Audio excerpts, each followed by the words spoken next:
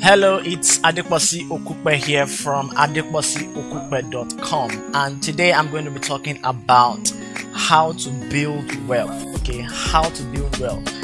And for me personally, I've always been very, very interested in this topic from a very young age. So I've read all the books, from Think and Grow Rich to The Richest Man in Babylon, and the likes. Okay, but in this video, I'm just going to be talking about three ways or three requirements, right? Three necessities that you need to have in place for you to build wealth. Okay, so before I go into that, let's have a brief description of what wealth actually is. Okay, because the first step in achieving any goal is actually defining what the goal is. So if you don't have the right definition of wealth, then you probably will end up chasing the wrong thing. Okay, so somebody said that the worst thing that can happen to somebody is climbing the ladder of life up to the top and finding out that it was leaning on the wrong building. Okay, so you don't want to climb the ladder of your life or ladder of success to the very top and only find out that you landed on the top of the wrong building. Okay, so defining things is very, very important. So let's define what wealth is. And what I really want to do here is just distinguish between wealth and riches. Okay, we use them interchangeably and they're quite synonymous, but I want to draw a subtle difference, okay, between having lots of money, right, and being truly wealthy. So there are a lot of people that we consider to be rich, right, meaning that they have lots of money, but they are not wealthy. Okay, so I'm just going to borrow a definition from Robert Kiyosaki, from Rich Dad Poor Dad, who says that rich people have lots of money, right, but the wealthy people never worry about money. So that's the difference. Rich people have lots of money, okay, but wealthy people never worry about money.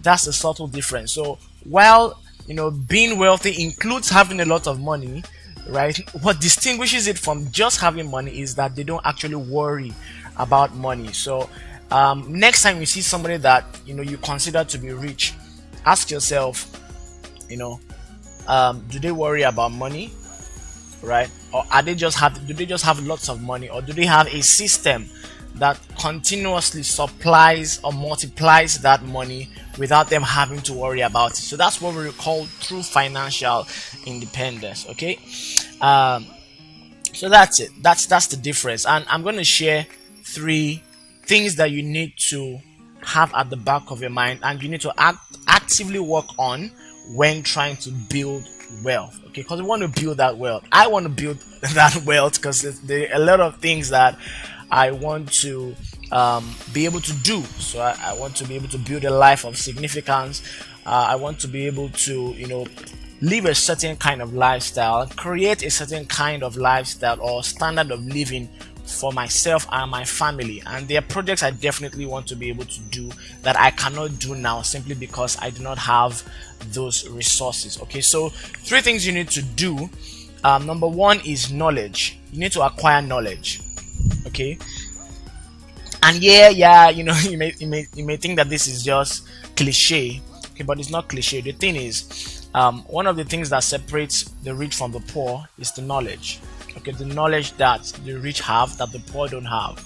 Okay, if you do not know about something, or you do not know where opportunities are, if you do not know about something, you won't be able to spot the opportunities. Okay, so for example, I'm an architect. I went to school.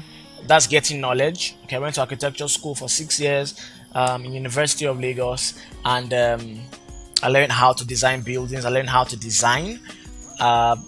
Okay, and that's enough. I can make a sizable income from that. I could build an architectural practice from that.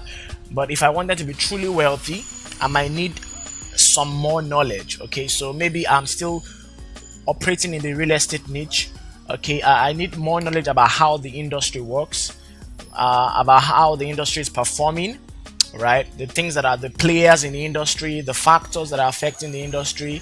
When I have that kind of knowledge on a consistent basis, when I'm in tune with that knowledge, I'll be able to spot the opportunity. So I might be able to see that, oh, okay, Dangote wants to build a refinery in Ibejuleki, so that means that in a couple of years, maybe 5 to 10 years, the value of property in that site is going to increase because there's a lot of activity going on there, a lot of economic activity going on there. So just acquiring, and now this is an average example, but just acquiring knowledge and having a systematic process, or a consistent process of acquiring relevant knowledge, okay, is very key to building wealth. You'll find that wealthy people are always in tune with the latest news. They're always in tune with current affairs.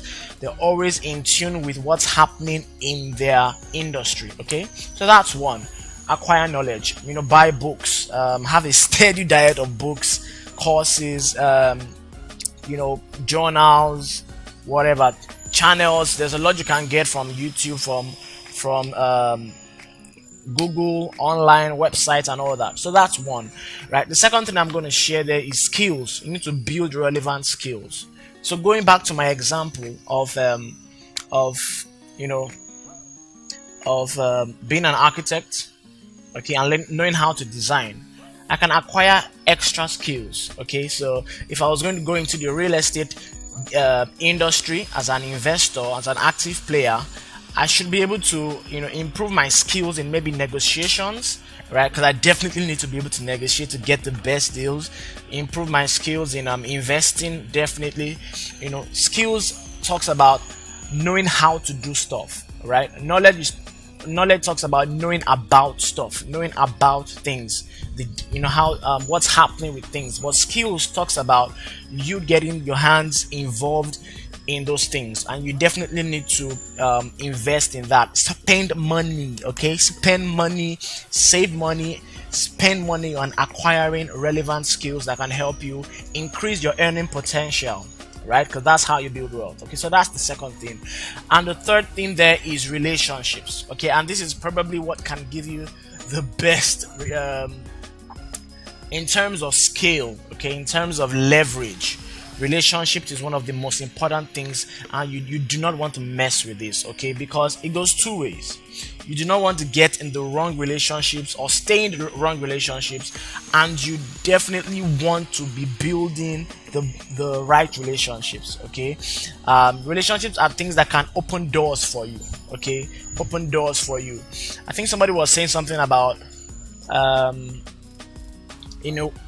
praying to God for open doors. Well, what happens is it is human beings that actually open those doors. So while you're praying to God, while you're doing everything right, okay, you're living a good life, you're being a good person, okay, individually, doing everything right, you need to build the right relationships so that you can get the doors open.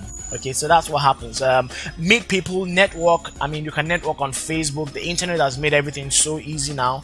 Just be disciplined, okay, have an intentional plan, okay, to expand your network. You could join associations. Definitely you want to join trade associations where you can meet people in your industry. Go to meet people in other industries. So if you're a businessman, you want to join maybe the Chamber of Commerce in your location.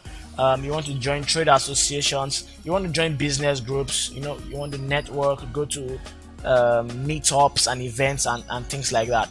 Building your network and actually seeing how you can be of value to the people that you meet definitely puts you on a very, very good position, such that when you give enough value to people up front, when opportunities come up in their space, you are the natural, there's a tendency for you to be the first person they will call.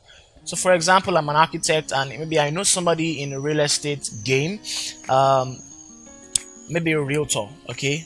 I build my connection with a realtor and I give him the tips from an architectural perspective of how he can better serve his clients, find better deals, and from a technical perspective, if I've given enough value to him upfront, if in the near future he sees an opportunity that could benefit me, right, I naturally will be the first person he will call. Okay, so I mean, you want to be building relationships, okay, in the right relationships. So about relationships, there are two things you want to do. One, you want to close the wrong relationships that drain you. People that are toxic, right? They always drain your energy, they always take from you and never, gift or build you up. Okay, you want to limit or reduce those relationships, and you want to actively seek relationships that can be of value, or where you can be of value and also you can get value in return. Okay, so those are 3 things that you need to do to build wealth. Okay, it's not an exhaustive list, but doing these 3 things will definitely improve the likelihood that you will get wealthy very soon. Okay, I hope that helped you. I hope you got value from this. If you did, please drop me a comment. I want to hear from you. If you like the post, let me know your thoughts. I want to talk with you, and also I'd really appreciate if you shared this video with your friends to help someone. Thank you very much, and I'll see you on the side.